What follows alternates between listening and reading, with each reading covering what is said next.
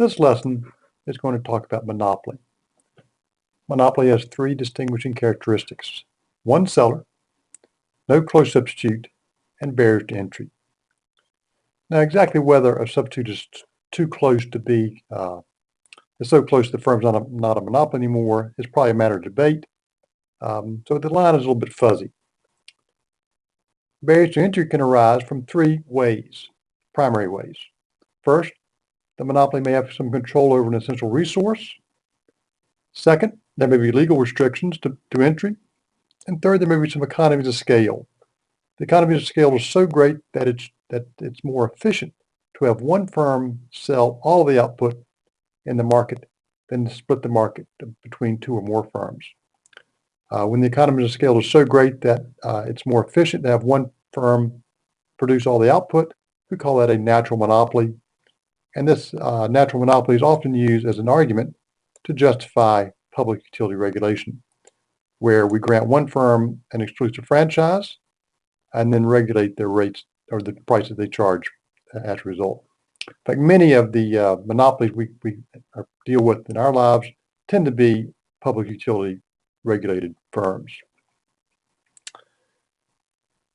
Here's some examples. One example might be a drug with no close substitute. The patent prevents other firms from selling the same drug.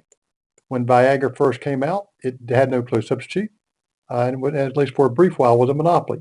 No other firm could sell the same chemical compound. However, Cialis came along from another company, and you wouldn't say that Viagra is a monopoly now because it's really competing pretty closely with a close substitute by Cialis. But at least for a while, it was the market, and no one else could produce the same product. Another example is Dominion Virginia Power. The state has given Dominion an exclusive franchise in most of its service areas. But again, Dominion's, we're not going to study their behavior because their prices are regulated. We're going to look at the behavior of an unregulated monopoly. Another example might be the only gasoline station at an isolated intersection on an interstate highway.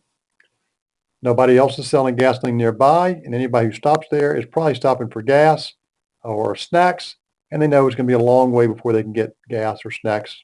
So there's no close substitute, and the closest there is actually is physical, geographic. There may be barriers resulting from either zoning or the fact that the current gas station owner owns all the land that's nearby, or there may be low demand, which means there are economies of scale or a natural monopoly, and the area can only support one gasoline station. The behavior of monopoly. Well, first we need to recognize that the firm now faces the entire demand for the product. Whatever the demand of the product is the demand faced by the firm. Since the demand for products follow the law of demand, the demand facing the monopoly has a negative slope. This is going to mean that the price that the firm receives when it sells output is going to be greater than the marginal revenue that it receives for the last unit of its output. We're going to show that the quantity the firm produces when it maximizes profit is greater. The quantity the firm produces when it maximizes profit makes price be above marginal cost. We'll assume the firm maximizes profit.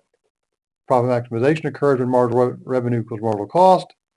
Well, with downward sloping demand, price is greater than marginal revenue. You put these two things together, and you'll get price above marginal cost.